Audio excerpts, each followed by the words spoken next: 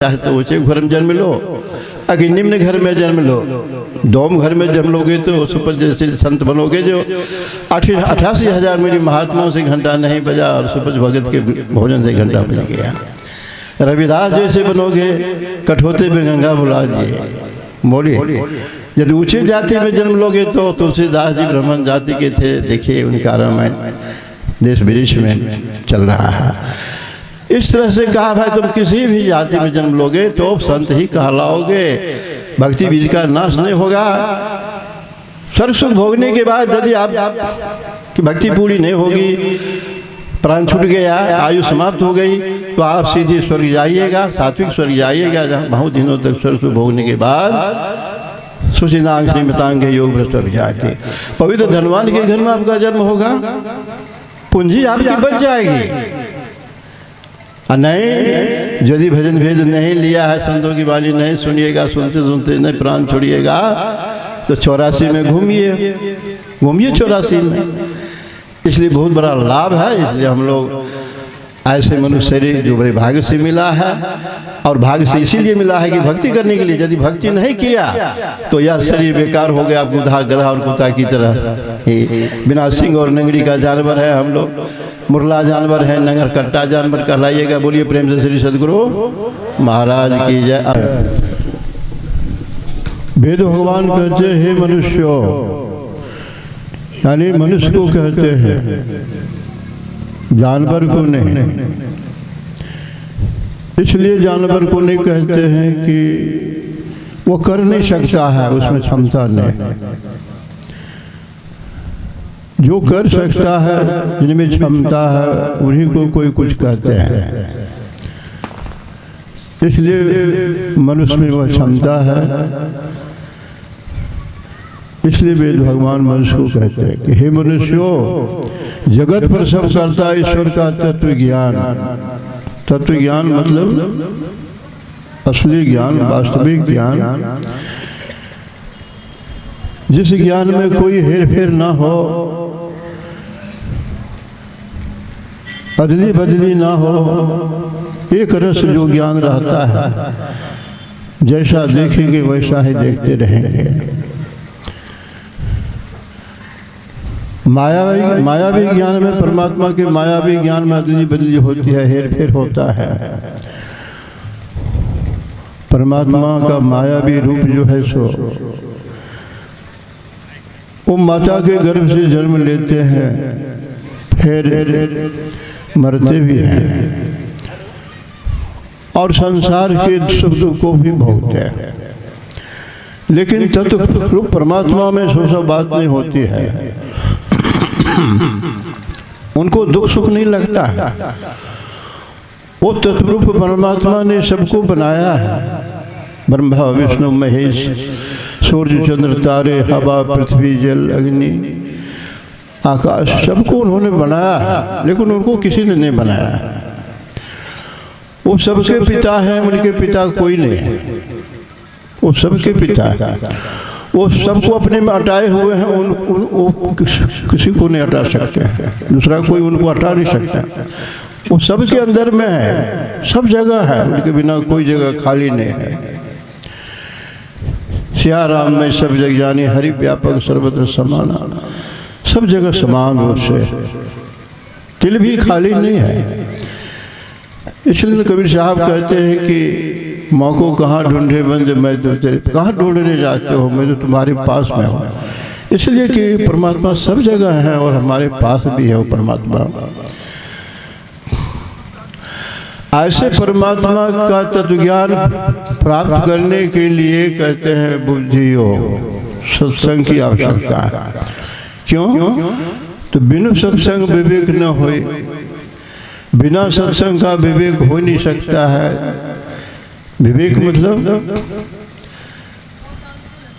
जायज नाजायज, उचित अनुचित, करना क्या है क्या नहीं करना है, मनुष्य शरीर किस लिए मिला है, ऐसे शरीर को प्राप्त करके हम क्या कर रहे हैं, यही सब संसार में दुख सुख भोग रहे हैं। इसकी निवृत्ति कैसे होगी, कभी दुख से छुट्टी नहीं मिल रही है। आना जाना जब तक लगा रहेगा तब तक दुख से कभी छूट नहीं सकते। ये सारा ज्ञान सत्संग से होता है। और परमात्मा का दर्शन भी कैसे होगा वो भी सारा ज्ञान सत्संग से होता है। इसलिए कहा सत्संग, पहले सत्संग कीजिए, ज्ञान होगा। इसी सत्संग से ज्ञान होगा तो हम भाई उस तत्व परमात्मा को जो हम अंदर में प्राप्त करेंगे तो फिर कैसे करेंगे, उसकी युक्ति भेद बतलाने वाला चाहिए। तो बहुत सी संतों में से एक गुरु का काम करते हैं, भेद बताते हैं। इसलिए कहा गुरु की भी आवश्यकता होती है। वो गुरु युक्ति बताते हैं तो हम पहले तो उस सत्संग से यह ज्ञान होता है, संसार से हमको विरक्ति आती है। पंच विषय से जो संसार और शरीर बना है, रूप रस गंध स्पर्श और सब, इन पंच विषयों से हमको वैराग होगा, त्याग की भावना हम में जगेगी। ये पंच विषयों में फंस करके हम सदा दुख भोगते रहेंगे। तो त्याग की भावना जो हमारे अंदर में आएगी, हम दो को नहीं पकड़ सकते हैं। एक को छोड़िए तो दूसरे को आप पकड़ लीजिएगा कस के। एक हाथ इधर एक हाथ उधर दीजिएगा तो फट जाइएगा। इसलिए कहा विषयों का त्याग करोगे तब परमात्मा का दर्शन होगा। ये सत्संग से ज्ञान होगा, है ना। तब हमको जप बनेगा। गुरु जो मंत्र बता देंगे तब जप में मन लगेगा, और नहीं तो जप भी नहीं मन लगेगा। जप नहीं कर सकते आप तो विषयों से गप करेंगे, जप थोड़े करेंगे, विषयों से गप करेंगे। तब जप बनेगा, वाचिक जप बनेगा, तब उपांशु जप भी बनेगा, तब मानस जप बनेगा, तब दृष्टि साधन मानस ध्यान बनेगा। गुरु मूर्ति का का रूप आपके सामने हो आएगा। वो जब आएगा तब आप दृष्टि साधन की योग्यता आप में आएगी, तब दृष्टि की धार को जोड़ सकेंगे। वही है अग्नि ज्योतियों का योग कर। उससे क्या होगा, प्रकाश होगा।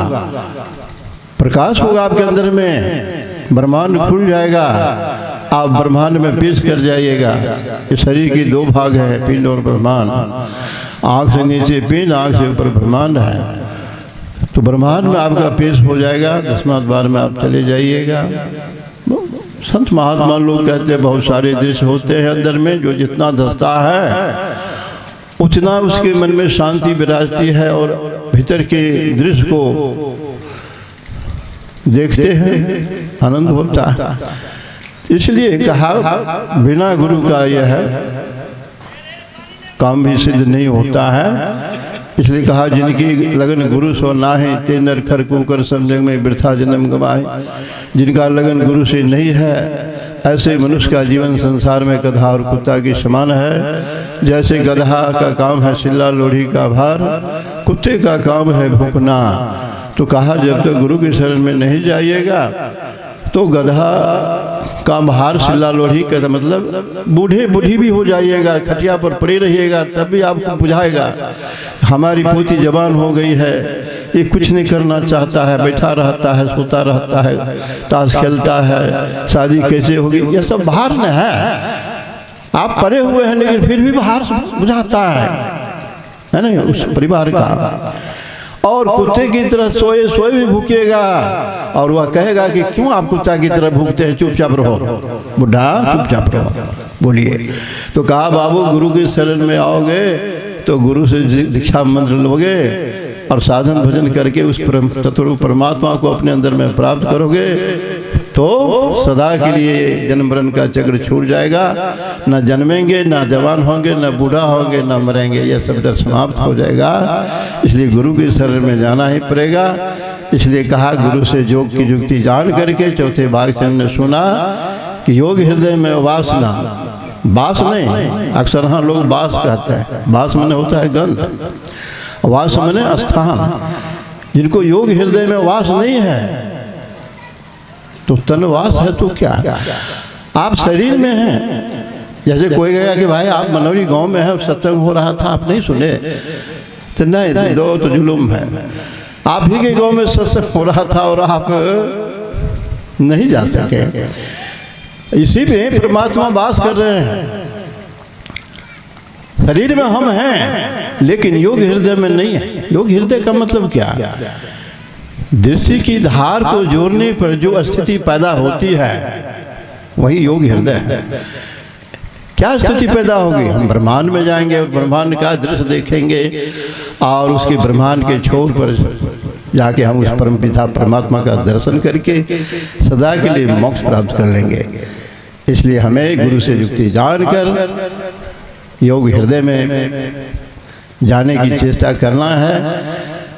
अरे इस जन्म में नहीं होगा, पूर्ण तो कहा, उसका भी दे दिया है कि देखो तुम्हारी हानि नहीं होगी। हानि नहीं होगी।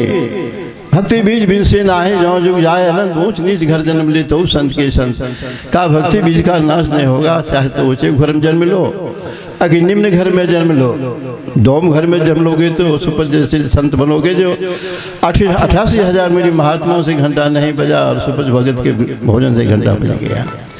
रविदास जैसे बनोगे, कठोते में गंगा बुला दिए। बोलिए, यदि ऊंचे जाति में जन्म लोगे तो तुलसीदास जी ब्राह्मण जाति के थे, देखिए उनका रामायण देश विदेश में चल रहा है। इस तरह से कहा भाई तुम किसी भी जाति में जन्म लोगे तो संत ही कहलाओगे। भक्ति बीज का नाश नहीं होगा। स्वर्ग सुख भोगने के बाद यदि आप की भक्ति पूरी नहीं होगी, प्राण छूट गया, आयु समाप्त हो गई, तो आप सीधे स्वर्ग जाइएगा, सात्विक स्वर्ग जाइएगा, जहाँ बहुत दिनों तक स्वर्ग सुख भोगने के बाद सुचिनांग श्रीमतांग योग भ्रष्ट जाते। पवित्र धनवान के घर में आपका जन्म होगा, पूंजी आपकी बच जाएगी। नहीं, यदि भजन भेद नहीं लिया है, संतों की वाणी नहीं सुनिएगा, सुनते सुनते नहीं प्राण छोड़िएगा, तो 84 में घूमिए 84 में। इसलिए बहुत बड़ा लाभ है। इसलिए हम लोग ऐसे मनुष्य शरीर जो बड़े भाग्य से मिला है, और भाग्य से इसीलिए मिला है कि भक्ति करने के लिए। यदि भक्ति नहीं किया तो यह शरीर बेकार हो गया, गधा गधा और कुत्ता की तरह। बिना सिंह और नंगरी का जानवर है हम लोग, मुरला जानवर है, नंगर कट्टा जानवर कहलाइएगा। बोलिए प्रेम से श्री सद्गुरु महाराज की जय।